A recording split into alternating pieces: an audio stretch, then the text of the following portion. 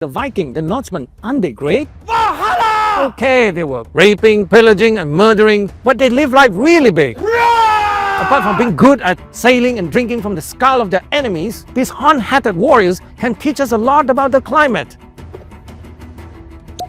If only I have the time machine. I'm just kidding, I do have one. Let's go!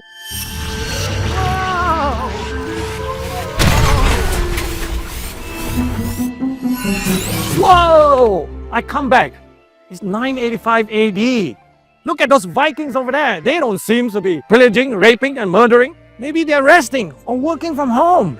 It looks like they're farming. But hang on, according to my calculation, I'm not in Sweden.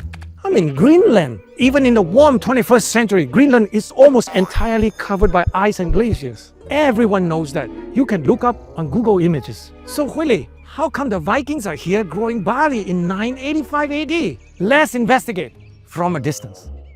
That's more like it. Viking longboat. Those guys love to get around.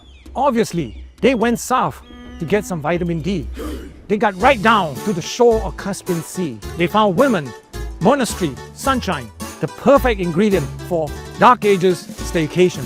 But why northwest to Greenland?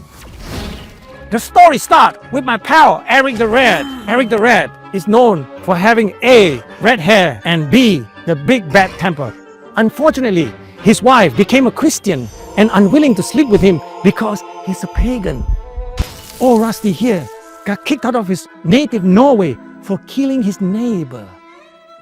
Now he heads north to find a pleasant place to settle in, which he called Greenland. Now that is a silly theory. Erik called it Greenland as a regional development marketing ploy to persuade his fellow Vikings to come over to settle in Greenland, like an advert for Palm Spring retirement home. But this is nonsense. Erik hated having neighbors. Viking warriors who have big axes and bad tempers don't like being cornered. Erik called it Greenland because it was green like this.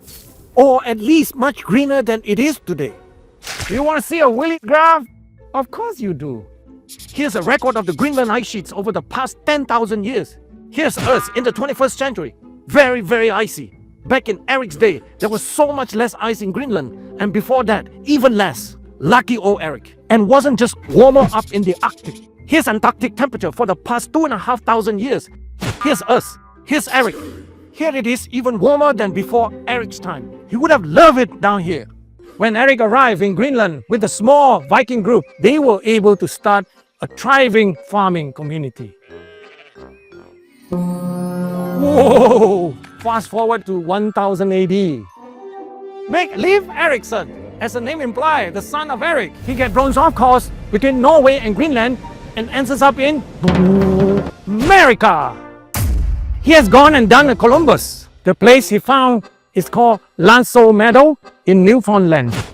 In the 21st century, it's cold. The average temperature in the winter is around -6 degrees Celsius. But guess what the Viking calls it? Vinland, as in vine and wine. In case you are not a wine aficionado, Canada is not well known in the 21st century for wine. In fact, to make decent wine, you need temperature to reach 25 to 32 degrees Celsius.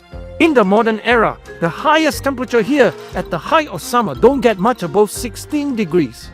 That's why there are 21 craft breweries and 0 vineyard today.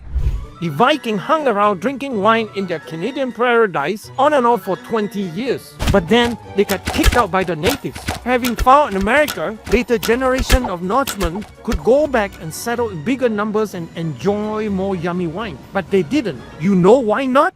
Let's go 400 years forward to find out. Wow!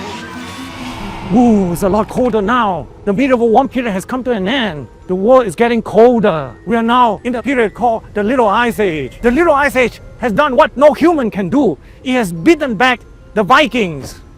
Colder weather makes travel between Europe and America difficult, clogging the route with ice and ice storm. The Little Ice Age has made farming nearly impossible, never mind feeding the cattle. Back in Greenland, the same is true. No settlers managed to survive there past the 1400s, poor weather driving them back to Norway. Much like anyone who dared to live next to Erik the Red, the Viking has come to a nasty end. So Willie, what does this tell us about climate change? It takes a double-headed axe to argue the current warm period is unusually warm or unprecedented. You want to see another Willie graph? Of course you do. Here's summer temperatures in Greenland for the past 10,000 years. Here's Earth in the 21st century. Greenland was warmer for almost all the last 10,000 years, and that warmth allowed civilization to thrive. If you call the Vikings civilized, ask yourself, what's worse, looking out your window seeing it warmer or getting cold? Or looking out the window seeing Erik the Red moving next door? Ooh, what do you think of that? Leave me a comment. Subscribe to Gorilla Science now, and please donate to help buy more coal for my time machine. Every lump means an extra jump.